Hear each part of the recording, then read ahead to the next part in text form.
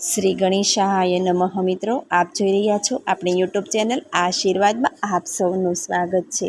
આજે વૈશાખ માસની શુક્લ પક્ષની ચતુર્થી છે, જેને વિનાયક ગણેશ સંકટ ચતુર્થી કહેવામાં આવે છે. જે ચતુર્થીનું વ્રત કરવાથી વિદ્યા, ધન, સુખ, સંપત્તિ પ્રાપ્ત થાય છે. તો આજે આપણે આ વિડીયોમાં સાંભળીશું વિનાયક ચતુર્થીની વ્રત કથા તથા સિદ્ધ વિનાયક ગણેશનું સંકટ વ્રત ચોથના દિવસે જ કેમ કરવામાં આવે છે તેના વિશે આજે આપણે આ વિડીયોમાં સાંભળીશું. જો આપને મારો વિડીયો પસંદ આવે તો લાઈક કરજો, શેર કરજો અને પહેલી વાર જો આ વિડીયો આ ચેનલમાં જોઈ રહ્યા હોય તો સબસ્ક્રાઈબ કરજો, જેથી મારા નવા વિડીયોની માહિતી તુરંત આપ સુધી પહોંચે. નમસ્તમે ગણેશાય સર્વ વિઘ્ન વિનાશને કાર્યરંભેષુ સર્વેષુ પૂજિતો યઃ સુરરપી વિદ્યારંભે વિવાહે ચ પ્રવેશે નિર્વિઘ્ને તથા સંગ્રામે સંકટે ચૈવ વિઘ્નસ્તસ્ય ન જાયતે. હે પાર્વતી પુત્ર, શુભ કાર્યના આરંભે તમારી હાજરી અનિવાર્ય છે. હે સુંઢાળા દેવ, હે વિશાળ ઉદરવાળા અને બુદ્ધિશાળી ગણપતિજી, જીવનના તમામ ક્ષેત્રે આવી પડનારા વિઘ્નોનો નાશ કરી અમારું કલ્યાણ કરો. ભગવાન શિવજી હિમાલયમાં તપસ્યા પૂર્ણ કરી સ્વધામ કૈલાસધામમાં પધાર્યા છે. પ્રવેશદ્વાર આગળ એક બાળક સ્વધર્મના રક્ષક અને માતા પાર્વતીની સૂચનાનું ચુસ્ત પાલન કરનાર પહેરગી તરીકે ઊભા છે. શિવજી તેમના મૂળ સ્વરૂપમાં પધાર્યા છે. વ્યાધંબર, ત્રિશૂળ, ડમરૂ તથા ગળામાં સર્પની માળા સાથે શરીરે ભભૂત લગાવી સદાશિવ સ્વધારમાં પ્રવેશ કરે છે. આ જટાધારી બિહામણા બાવાથી બાળક સહેજ પણ ચલિત થતું નથી. ગભરાયા વિના આ બાળકે હાંક મારી, એ જટાધારી, તું ત્યાં જ ઊભા રહો, મારી માતાશ્રીની આજ્ઞા વિના અંદર પ્રવેશ મળશે નહીં. શિવજીના આશ્ચર્યનો પાર ન રહ્યો. તેમણે વળતો જવાબ આપ્યો કે હે બાળક, તું કોણ છે તે તું ઓળખતો નથી? ત્રણેય લોક મારી શક્તિ અને મારા ત્રીજા નેત્રથી ખૂબ પરિચિત છે. મારા માર્ગમાંથી હટી જા, આ તો મારું નિજ ધામ છે, અહીં મારું પરમધામ છે. તું મને રોકવાવાળો કોણ? પણ આ વીર બાળ શિવજીને પ્રવેશ આપતો નથી. શિવજી ક્રોધાવેશમાં આવી બાળકનો શિરચ્છેદ કરે. આ સમયે માતા પાર્વતી કક્ષની બહાર આવ્યા છે. માતા પાર્વતી આ દ્રશ્યથી કલ્પાત કરે છે. શિવજીને તેના અપરાધનું ભાન કરાવે છે. શિવજી પણ બાળ હત્યા, પુત્ર હત્યાથી હેબતાય થાય છે, પણ કરવું શું? તેમણે અર્ધાંગીની પાર્વતીજીને સાંત્વના આપતા કહ્યું કે હે દેવી, મારાથી અનર્થ થયો છે, પરંતુ પ્રાતઃકાળે જે કોઈ સામે મળશે તેના સ્વરૂપનું હું પ્રત્યારોપણ કરી આપણા મૃત બાળકને પુનઃ જીવિત કરીશું. પ્રાતઃકાળમાં હાથી બાળ મદન્યું રમતું રમતું કૈલાસધામના પ્રવેશદ્વાર આગળ આવી ચડ્યું. પુત્રના મસ્તક પર હાથી બાળના પુસ્તકનું મૂકતા શિવજી પુત્રને જીવનદાન આપે છે. પણ આ શું? માતા પાર્વતીજી બાળકના આવા કદરૂપા સ્વરૂપથી વિલાપ કરવા લાગ્યા. શિવજીને પ્રાર્થના કરતા કહ્યું કે હે ત્રિપુરારી, આવું કઢુંગું સ્વરૂપ મેળવી આપનું બાળ ત્રણેય લોકમાં હાસ્યાસ્પદ બનશે. લોકો તેની ટીખણી કરશે. મારા વહાલ સોયા પુત્ર પર મને દયા આવે છે. દયા કરી પુત્રને આશીર્વાદ આપો.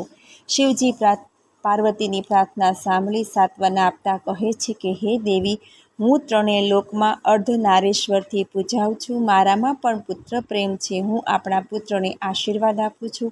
આપણો પુત્ર વિઘ્નહર્તા વિઘ્નેશ્વરથી પૂજાશે, સિદ્ધ વિનાયક કહેવાશે, ગણોના પતિ ગણાધિપતિ તરીકે પૂજાશે, તે ભગવાન સ્વરૂપે પૂજાશે.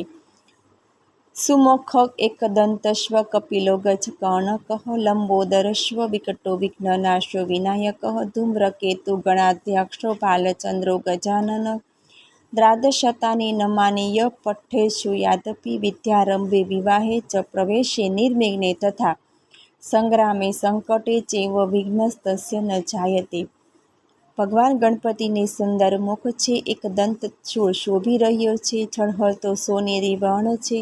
હાથીના જેવા બે મોટા કાન છે. લાંબુ વધેલું પેટ છે. વિશાળ ગંડસ્થળ છે. વિઘ્નોના નાશ કરનારા છે. ગણોના મોટા નેતા છે. ધૂમ્ર વર્ણની તેમની ધજા છે. ગણોના અધ્યક્ષ છે. ભાલ પર ચંદ્ર શોભી રહ્યો છે અને હાથીનું ભવ્ય એનું મુખ છે. આ અર્થવાળા કહેલા ભગવાન ગણપતિના 12 નામોને જે બોલે અથવા સાંભળે તેને વિદ્યાના આરંભમાં વિવાહમાં કોઈ પણ સ્થળે પ્રવેશ કરવામાં તેમજ કોઈ પણ સ્થળે જવામાં, સંગ્રામમાં અથવા સંકટ દૂર કરવામાં કંઈ પણ વિઘ્ન ઉત્પન્ન થતું નથી. શિવજીના આશીર્વાદ મેળવી પાર્વતી પુત્ર ભગવાન ગણેશ ત્રણેય લોકમાં પૂજાવા લાગ્યા. ભજન કીર્તનમાં ભજનીકોએ પણ ગાયું છે. પ્રથમ પહેલા સમરીએ રે સ્વામી તમને સુંઢાળા, સિદ્ધિ રિદ્ધિના દાતાર દેવતા મહેર કરો ને મહારાજજી. શુભ કાર્યના આરંભે શ્રી ગણેશાય નમઃથી થાય છે. અહીં શ્રી ગણેશજીના આશીર્વાદથી કાર્ય નિર્વિઘ્ને પૂર્ણ થશે એવી અપાર શ્રદ્ધા હોય છે. શ્રી ગણેશના સ્વરૂપમાં તેના સુપડા જેવા કાન, બધું સાંભળવાનું પ્રતીક છે. મોટું પેટ, બધું જ પેટમાં ઉતારું, અર્થાત સારા નરસા પ્રસંગે શાંત, સ્થિર, ગંભીર રહેવું. ક્રોધ કે હર્ષ, શોકથી પણ રહેવું. આંખો જીણ છે, સૂક્ષ્મ દર્શન અથવા કોઈ ઘટનાની નાનામાં નાની કડીઓને સૂક્ષ્મ પરીક્ષણથી નિહાળવી, ત્યારબાદ જવાબ આપવો. સૂંઢ પણ શક્તિશાળી બનવાનું સૂચવે છે. હાથીની સૂંઢની પકડ ભલભલા, ઝાડ કે વનરાજ સિંહને પકડી પગમાં દબાવવાની ક્ષમતા ધરાવે છે. દંતશૂળ પણ વીરતા તથા શૌર્યનું પ્રતીક છે. સિદ્ધ વિનાયક ગણેશજીની વ્રતકથા. ભાદરવા માસની અંજવાળી ચોથે ગણેશજી રિદ્ધિ સિદ્ધિ સાથે કૈલાસ જઈ રહ્યા હતા. આકાશ માર્ગે જતા દુંદાળા દેવનું મુખ જોઈ ચંદ્ર હસવા લાગ્યો. તેમનું શરીર જોઈને ચંદ્રે તેની ઠેકડી કરવા લાગ્યો. ચંદ્ર બોલ્યો, કેમ ગણેશજી, આજે બ્રહ્મદેવે તમને ભૂખ્યા કાઢ્યા કે શું? જુઓ ને, તમારું પેટ તો દેખાતું જ નથી. છતાં ગણેશજી કાંઈ બોલ્યા વિના ધીમા પગલે ચાલતા રહ્યા. વળી પાછો ચંદ્ર બોલ્યો, આમ ધીમે પગલે કૈલાસ ઉપર ક્યારે પહોંચશો? વાહન જોઈએ તો લેતા જાઓ. છતાં ગણેશે પૂઠ પાડીને જોયું નહીં કે ઉત્તર પણ ન આપ્યો. ચંદ્રથી રહેવાયું નહીં. ફરીથી તે બોલ્યો, શું તમારું રૂપ ઘડ્યું છે? આમ કહી ચંદ્ર ખડખડાટ હસવા લાગ્યો. ત્યાર પછી ચૂપ રહેલ ગણેશજી ચંદ્રનું અભિમાન સહન કરી શક્યા નહીં. તેમણે ચંદ્રને શ્રાપ આપ્યો કે ચંદ્ર, તને તારા રૂપનું ખૂબ જ અભિમાન છે. તે આજે મારી ઠેકડી કરી મને ઉશ્કેર્યો છે. માટે તને મારો શ્રાપ છે કે આજથી પ્રત્યેક માસની બંને ચોથે જો કોઈ તારા દર્શન કરશે તેના ઉપર અંધારે આફત આવશે. આટલું બોલી ગણેશજી તો પોતાની મસ્તીમાં મંદ ગતિએ હળવે પગે કૈલાસ તરફ ચાલવા લાગ્યા. ચંદ્ર ગણપતિના આવા શ્રાપથી ધ્રુજી ઉઠ્યો. તેને પોતાની ભૂલ સમજાઈ ગઈ. પણ હવે થાય શું? શાપની જાણ થતાં ત્રિલોકમાં હાહાકાર મચી ગયો. બધા એક જ વાત કહેવા લાગ્યા, જે ચંદ્રને જોશે એના પર અણધાર્યા સંકટો આવશે. ચંદ્ર કોઈને મોં બતાવવા લાયક રહ્યો નહીં. તેથી લજ્જાનો માર્યો જળમાં રહેલ કમળમાં છુપાઈ ગયો. આથી ચારે બાજુ અંધકાર છવાઈ ગયો અને હાહાકાર મચી ગયો. દેવો, ગંધર્વો અને ઋષિઓની ચિંતા થવા લાગી કે હવે 12 માસ અંધારી રાત્રિઓ કેમ બેઠાશે. બધા દેવતાઓ બ્રહ્માજી પાસે ગયા. સમગ્ર ઘટનાની વાત કરી. બ્રહ્માજી બોલ્યા, વિઘ્નહર્તા સિદ્ધ વિનાયકનો શાપ કદી મિથ્યા ન જાય.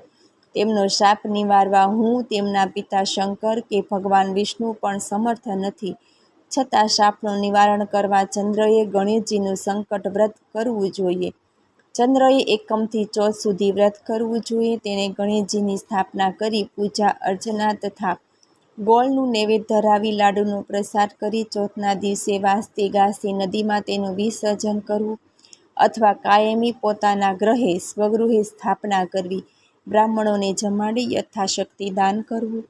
આગળ વિધાન કરતા બ્રહ્માજી બોલ્યા, જો ચંદ્ર કમળમાંથી બહાર આવી ગણેશજીની માફી માગે તો તેનો શાપ નિવારણ શક્ય છે.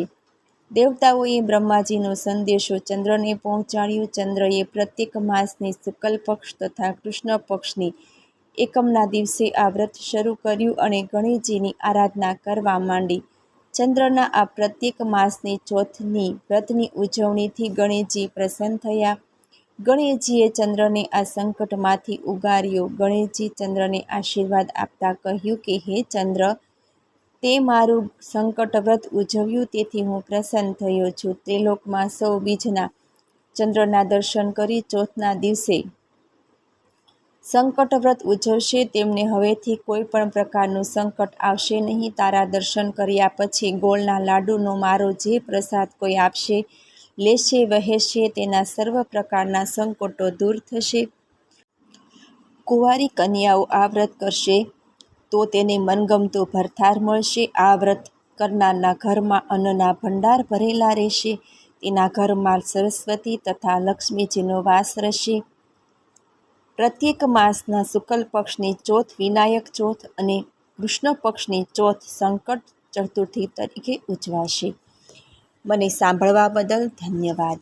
જો આપને મારો વિડીયો પસંદ આવે તો લાઈક કરજો, શેર કરજો અને પહેલીવાર જો આ વિડીયો આ ચેનલમાં જોઈ રહ્યા હોય તો સબસ્ક્રાઈબ કરજો, જેથી મારા નવા વિડીયોની માહિતી તુરંત આપ સુધી પહોંચે. વક્રતુંડ મહાકાય સૂર્યકોટિ સમપ્રભ નિર્વિઘ્नं કુરુ મે દેવ સર્વકાર્યેષુ સર્વદા. ધન્યવાદ. જય શ્રી કૃષ્ણ.